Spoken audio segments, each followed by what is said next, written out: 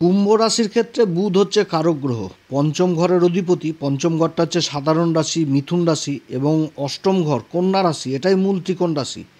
এই দুই ঘরের অধিপতি হচ্ছে বুধ। এতদিন ষষ্ঠ ঘরে শুক্রের সাথে লক্ষ্মীনারায়ণ যোগ তৈরি করেছিল। এবার এই আগস্ট মাসের 30 তারিখে বুধ রাশি পরিবর্তন করছে।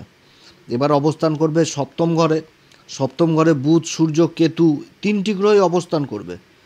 তো বুধের এই পরিবর্তন কুম্ভ রাশির ক্ষেত্রে কী রকম প্রভাব দিবে, কুম্ভ রাশি কোন দিক থেকে লাভবান হতে যাচ্ছে, কোন দিক থেকে বিশেষ সাবধান এবং কোন বিশেষ উপাচার এই সময়কালে করবে। কারণ সপ্তম ঘরে সূর্যের সাথে বুধ যেরকম অবস্থান করছে সেরকম কিন্তু কেতুও রয়েছে এবং রাশির উপর রাহু। তো সূর্য কেতুর জুতিতে এখানটাতে যেরকম গ্রহণযোগ তৈরি হচ্ছে সেরকম রাহুর দৃষ্টিও কিন্তু সূর্যের উপরে থাকছে। তো যাই হোক, অনুষ্ঠানটি শুরু করার আগে সমস্ত দর্শক বন্ধুদের নমস্কার জানাচ্ছি এবং তার সাথে বলবো যারা বহুদিন ধরে অনুষ্ঠান দেখছেন এখনও পর্যন্ত সাবস্ক্রাইব করেননি, অবশ্যই সাবস্ক্রাইব করবেন। এই চ্যানেলের সঙ্গে থাকুন, জ্যোতিষীয় সম্পর্কিত অনেক তথ্য জানতে পারবেন। তবে আমি কোনো রকমভাবে কোনো দর্শক বন্ধুকে বিভ্রান্ত করার চেষ্টা করছি না। এটা গ্রহদের গোচরের উপরই আলোচনা করা হচ্ছে, কারো কোনো রকম ব্যক্তিগত কুষ্টি ধরে আলোচনা নয় এবং এটা চন্দ্র রাশির উপরেই বলা হচ্ছে। বুধ হচ্ছে কুম্ভ রাশির ক্ষেত্রে কারক গ্রহ। বুধের যে এই যে পরিবর্তনটা হচ্ছে সপ্তম ঘরে, তো সপ্তম ঘরে বুধের অবস্থান হওয়া মানে আমাদের লাল কিতাব বলে সপ্তম ঘরে বুধ হয়ে যায় পরশ পাথর। পরশ পাথর। তো সপ্তম ঘরটা যেহেতু ব্যবসা বাণিজ্যের ঘর এবং বুধ হচ্ছে ব্যবসা বাণিজ্যের কারক, ম্যানেজমেন্টের কারক, স্মরণশক্তির কারক। যাদের জন্মকুষ্ঠিতে বুধ খুব ভালো অবস্থায় থাকে তাদের স্মরণশক্তি খুব ভালো হয়, ম্যানেজমেন্ট জিনিসটাকে খুব ভালো করতে পারে, ব্যবসার কারক হয়, চতুর হয়। বুধ হচ্ছে বাণীর কারক, নিজের মুখের কথা দিয়ে সামনের ব্যক্তিকে অভিভূত করে দেওয়া। যাদের জন্মকুষ্ঠিতে বুধ ভালো হয়, জন্মকুষ্ঠিতে যদি বুধ কেন্দ্রে নিজের ঘরে অবস্থান করে তখন তো ভদ্র নামক পঞ্চমহাপুরুষ রাজযোগ তৈরি করে দেয়। আর বুধ যদি জন্মকুষ্ঠিতে খারাপ হয় তাহলে তর্ক বিতর্ক করবে, মিথ্যা কথাকে সত্যি কথা বলে চালিয়ে দিবে, গুরুজনদের শ্রদ্ধা ভক্তি করবে না, মুখে মুখে তর্ক বিতর্ক করবে, বাচাল হয়ে যাবে। তো এরকম হয় বুধ যদি খারাপ হয়। তো যাই হোক, সপ্তম ঘরে বুধ সিংহ রাশিতে অবস্থান করছে। তো কুম্ভ রাশির ক্ষেত্রে কিন্তু এই বুধের অবস্থান একটা পরশ পাথরের মতন কাজ করবে, অর্থাৎ সফলতা দিবে, যথেষ্ট সফলতা দিবে বুধের এই পরিবর্তন। তবে কোন কোন দিক থেকে আবার বিশেষভাবে সতর্কও থাকতে হবে এবং কোন বিশেষ উপাচার করতে হবে সমস্ত কিছুই তুলে ধরব। বর্তমানে কুম্ভ রাশির গ্রহদের অবস্থান যথেষ্ট ভালো। বুধের পরিবর্তন হচ্ছে 30 তারিখে। তো বুধেরও পরিবর্তন 30 তারিখে হবে। তারপর আবার কিছু কিছু গ্রহ কিন্তু নিজেদের পজিশন চেঞ্জ করবে। যেরকম সূর্যদেব 31শে আগস্ট সূর্যদেব অবস্থান করবে, নক্ষত্র পরিবর্তন করে নেবে, মহা নক্ষত্র থেকে বেরিয়ে পূর্বা ফাল্গুনী নক্ষত্রে চলে আসবে। সূর্য তো সপ্তমপতি, এবার পূর্বা ফাল্গুনী নক্ষত্র হচ্ছে শুক্রদেবের নক্ষত্র। শুক্র হচ্ছে কুম্ভ রাশির ক্ষেত্রে কারক গ্রহ, চতুর্থ ঘরের অধিপতি, সেরকম ভাগ্যের ঘরের অধিপতি। তো এই দুই ঘরের অধিপতি হচ্ছে শুক্রদেব। শুক্রদেব ষষ্ঠ ঘরে অবস্থান করছে, 14 তারিখ পর্যন্ত থাকবে এবং শুক্রদেব সেপ্টেম্বরের 3 তারিখে আবার অশ্লেষা নক্ষত্রে ঢুকে যাবে। তো যাই হোক, শুক্রদেব ষষ্ঠ ঘরে অবস্থান করছে এবং সূর্য কিন্তু শুক্রেরই নক্ষত্রে থাকছে এবং কেতু অবস্থান করছে সপ্তম ঘরে, কেতুও থাকছে পূর্বা ফাল্গুনী নক্ষত্রে। আবার সেপ্টেম্বরের 3 তারিখে মঙ্গল আবার নক্ষত্র পরিবর্তন করে নেবে, নিজের নক্ষত্র চিত্রাতে চলে আসবে এবং 13 তারিখ পর্যন্ত মঙ্গল থেকে আবার রাশি পরিবর্তন করে ভাগ্যের ঘরে চলে যাবে। তো মঙ্গল হচ্ছে কুম্ভ রাশির ক্ষেত্রে কর্মের ঘরের অধিপতি এবং তৃতীয় ঘর যেটা যোগাযোগের ঘর, এই দুটি ঘরের অধিপতি ভাগ্যের ঘরে অবস্থান করবে 13 তারিখ থেকে এবং দেবগুরু বৃহস্পতির বিশেষ কৃপা পাবে, দেবগুরু বৃহস্পতির দৃষ্টি থাকবে ওই ভাগ্যের ঘরে। তো এরকম কিন্তু অবস্থানগুলো হতে যাচ্ছে যে শুক্র 14 তারিখ পরিবর্তন করে নেবে রাশি পরিবর্তন এবং 3 তারিখে চলে আসবে অশ্লেষা নক্ষত্রে, বুধেরই নক্ষত্রে চলে আসবে। আর সূর্য 31 তারিখে নক্ষত্র পরিবর্তন আর মঙ্গল 3 তারিখে নক্ষত্র পরিবর্তন। আর গুরুদেব তো বিশেষ ভূমিকা পালন করছে এই সময় কুম্ভ রাশির ক্ষেত্রে। না তো কুম্ভ রাশির যে জীবনযাত্রার যে অবস্থা তাতে কিন্তু চ্যালেঞ্জের মুখোমুখি হতে হতো, আরও সমস্যায় পড়তে হতো যদি দেবগুরু বৃহস্পতি পঞ্চম ঘরে না থাকতো। কারণ শনি আর মঙ্গলের সমসপ্তম যোগ রয়েছে। এই শনি আর মঙ্গল তো নিজের নক্ষত্রে অবস্থান করছে, আবার শনিও কিন্তু নিজের নক্ষত্রে আবার বক্রি হয়েছে। তো যখন নিজের নক্ষত্রে থাকে তখন তো এমনিতেই তো প্রভাব বৃদ্ধি পেয়ে যায়। তাহলে শনি আর মঙ্গল এই দুটি গ্রহ একদম সমসপ্তম যোগে রয়েছে। মঙ্গল অষ্টম ঘরে অবস্থান আর শনি কিন্তু দ্বিতীয় ঘরে অবস্থান। এই তো হচ্ছে কিন্তু একটা সংঘর্ষের মতন পরিস্থিতি কুম্ভ রাশির জীবনে। তো এর মধ্যে যে বুধের যে পরিবর্তন হচ্ছে এবং সূর্যের সাথে যে অবস্থান, এটা কিন্তু ভালো পরিবর্তন। এবং দেবগুরু বৃহস্পতির যে ভূমিকা, দেবগুরু বৃহস্পতির পঞ্চম দৃষ্টি ভাগ্যের ঘরে পড়ছে, সপ্তম দৃষ্টি লাভের ঘর দিয়ে, লাভের ঘর নিজের মূল ত্রিকোণ রাশিকে দেখছে, ধনু রাশিকে, সেরকম আবার শনিদেবেরও মূল ত্রিকোণ রাশি কুম্ভ রাশিকে দেখছে। এবং রাশির উপর রাহু অবস্থান করছে, রাহুও অবস্থান করছে আবার দেবগুরু বৃহস্পতির নক্ষত্র পূর্বা ভাদ্রপদে। তো দেবগুরু বৃহস্পতি কিন্তু বিশেষ ভূমিকা এই সময় পালন করছে কুম্ভ রাশির ক্ষেত্রে, এবং 11 মাস বিশেষ ভূমিকা পালন করবে। নিজেরই নক্ষত্রে রয়েছে পুনর্বসু নক্ষত্র।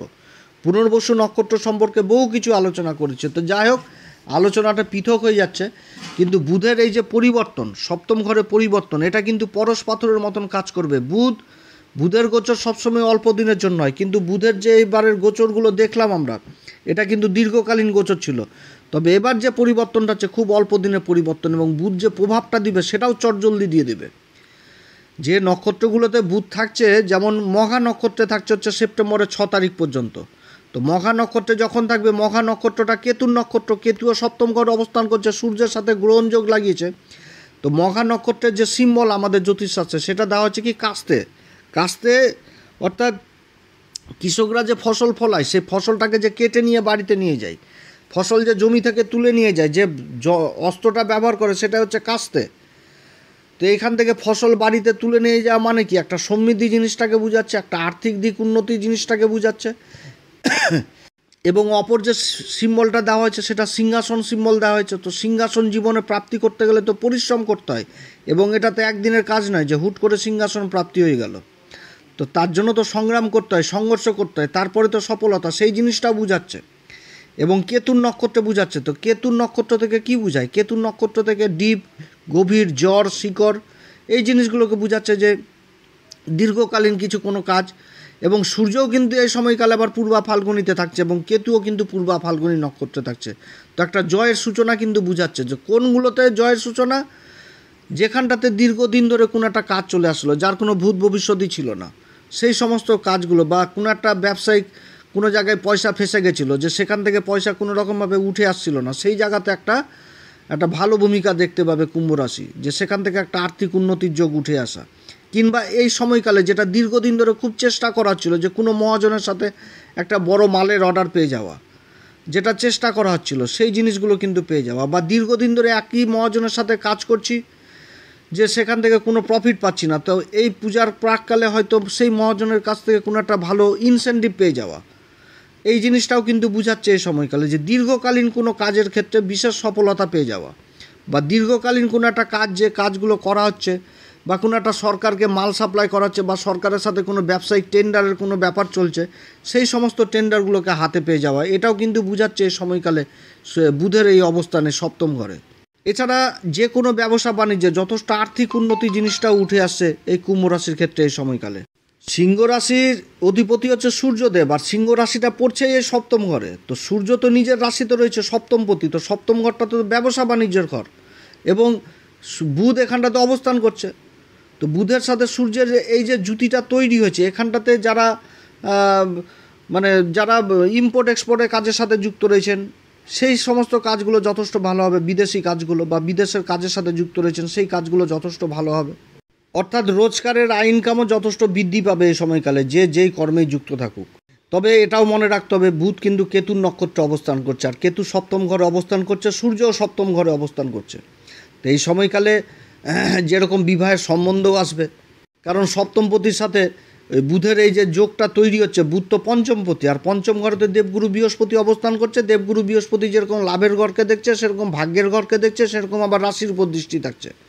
তো বিবাহের সম্বন্ধ কিন্তু এ সময় প্রবল আসার সম্ভাবনা থাকছে কুম্ভ রাশির ক্ষেত্রে। কিন্তু যারা বিবাহিত জীবন পালন করছে, তাদের ক্ষেত্রে কিন্তু প্রবলেম শুরু হবে। কীরকম প্রবলেম? টক ঝাল মিষ্টি, অর্থাৎ যেরকম গণ্ডগোল থাকবে, সেরকম প্রেম ভালোবাসাও থাকবে, সেরকম গুরুজনদের কাছে বকাবকিও শোনা লাগবে কাজের জন্য জীবনসাথীকে। কারণ কেতু অবস্থান করছে, আর সূর্য সপ্তম ঘরে, সূর্য কিন্তু দাম্পত্য জীবনটাকে মার খাইয়ে দেয়। কেতু দাম্পত্য জীবনকে মার খাইয়ে দেয় এই সপ্তম ঘরে। শুধু গুরুজনদের শুধু বকা খাওয়া লাগে, যে কোনো কাজ করতে গেলে উঠতে বসতে শুধু বকাবকি, এগুলোই শুনতে হবে। অনুশাসনের মধ্যে থাকা এক কথায় বলতে গেলে।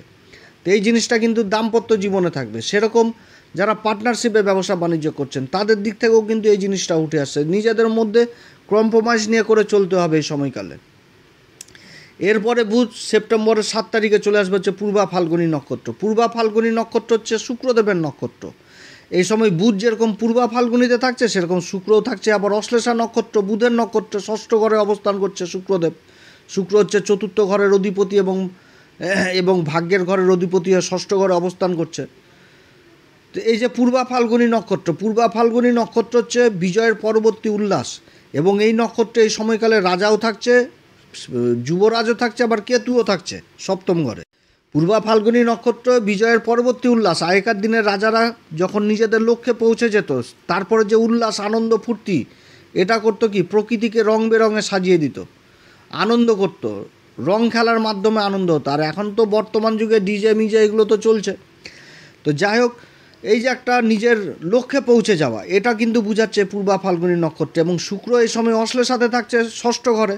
তাহলে যে কোনো কম্পিটিশন, সেটা কর্মক্ষেত্রে নিজের যে কোনো কম্পিটিশনে সাকসেস পেয়ে যাওয়া, এটা কিন্তু বুঝাচ্ছে হচ্ছে এই নক্ষত্রে 3টি গ্রহের এই অবস্থান। সেটা কোন দিক থেকে হবে, যারা সরকারি বেসরকারি ক্ষেত্রে, কর্মক্ষেত্রে নিজেদের লক্ষ্যে পৌঁছে যাওয়া, ইনসেন্টিভ প্রাপ্ত হয়ে যাওয়া, জীবনে কোনো একটা ভালো এক্সট্রা ইনকাম হয়ে যাওয়া, আর্থিক দিক মজবুত হয়ে যাওয়া, কর্মক্ষেত্রে ভাগ্যের সঙ্গ পেয়ে যাওয়া, যে কাজ করেছিলাম, যেটা আমি আশা করেছিলাম তার থেকে জীবনে বেশি পেয়ে যাওয়া, এটাও কিন্তু বুঝাচ্ছে। যেরকম এই সময়কালে ব্যবসা বাণিজ্যে উন্নতি হবে, নিজের কর্মক্ষেত্রে উন্নতি হবে। যারা কর্মের সন্ধান করছেন সেই কর্মের জায়গাটাও যথেষ্ট ভালো, সরকারি বেসরকারি কর্মক্ষেত্রে যথেষ্ট উন্নতির সম্ভাবনা থাকছে এই সময়কালে। যারা কথাবাচক হিসাবে কাজ করছেন, মিডিয়াতে কাজ করছেন, সেলসে কাজ করছেন, সব দিক থেকে ভালো। যারা শিল্পী মানুষ তাদের জন্যও যথেষ্ট ভালো, যারা সোশ্যাল মিডিয়াতে কাজ করছেন তাদের জন্যও যথেষ্ট ভালো। অর্থাৎ চারিদিক থেকে পূর্বা ফাল্গুনী নক্ষত্রে 3টি গ্রহের অবস্থান সপ্তম ঘরে, কর্মক্ষেত্রে বিশেষ উন্নতি, যেই কর্মই করুক সেই কর্মে উন্নতি। শুধু মার খাবে কোথায়, ওই দাম্পত্য জীবনে যে মার খাবে, দাম্পত্য জীবনটাতে একটু অশান্তির পরিবেশ থাকবে, এবং পার্টনারশিপে যারা ব্যবসা করছেন তাদের মধ্যে একটা অশান্তির পরিবেশ থাকবে। নিজের মুখের কথাবার্তাকে যথেষ্ট সাবধানে বলতে হবে এই সময়কালে। যেই কর্মে যুক্ত থাকুক, সেখানে যদি বস থাকে বা নিজের উপরের ঊর্ধ্বতর অফিসার থাকে, তাদের সাথে মানে সুর মিলিয়ে চলতে হবে, তাহলে যথেষ্ট ভালো ফল পাওয়া যাবে। বাকবিতণ্ডায় জড়িত হওয়া যাবে না, সংঘর্ষের মতন পরিস্থিতি কোনো রকমভাবে করা যাবে না, অশান্তি গণ্ডগোলকে বাদ রেখে জীবনে এগিয়ে যেতে হবে, এটাই কিন্তু বুঝাচ্ছে গ্রহদের অবস্থান।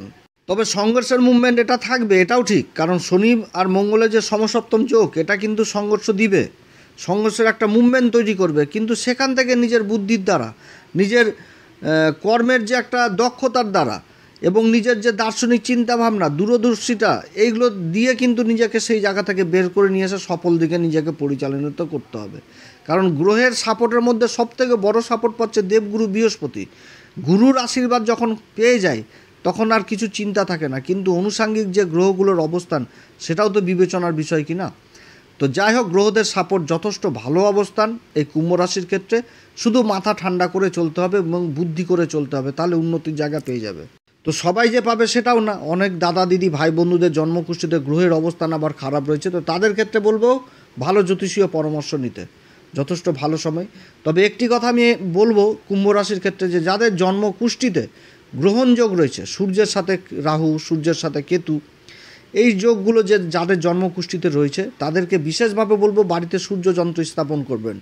বিধি নিয়ম মেনে ব্রাহ্মণ দিয়ে বাড়িতে পূজাস্থলে সূর্যযন্ত্র স্থাপন করবেন, এবং হাতের মাঝখানে 2টি আঙ্গুলে সাদা চন্দন লাল চন্দন বেটে প্রত্যেক দিন সেই যন্ত্রে ছিটাবেন, এবং ওং হ্রিং হিনি সূর্যাদিত্যায় শ্রীং এই মন্ত্র উচ্চারণ করবেন। তাহলে সূর্যের জায়গাটা যথেষ্ট ভালো হবে। এছাড়া গায়ত্রী মন্ত্র জপ করবেন, তাতে সূর্যের জায়গাটা যথেষ্ট ভালো হবে যাদের গ্রহণযোগ রয়েছে। এবং যারা সূর্যযন্ত্র পাচ্ছেন না, আমাদের সাথে যারা যোগাযোগ করেছেন, বহু দাদা দিদিরাই সূর্যযন্ত্র কিন্তু পায়নি, আমাদেরকেও বলেছেন অর্ডার দিতে, তো সেটা সম্ভব না।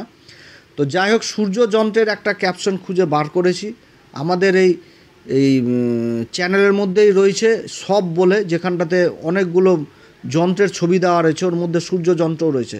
যদি সম্ভব হয় নিজেদের বাজেটের মধ্যে সেই সূর্যযন্ত্র নিয়ে বাড়িতে স্থাপন করবেন, যথেষ্ট ভালো। সূর্যই কিন্তু মান সম্মান খ্যাতি যশ দেয়।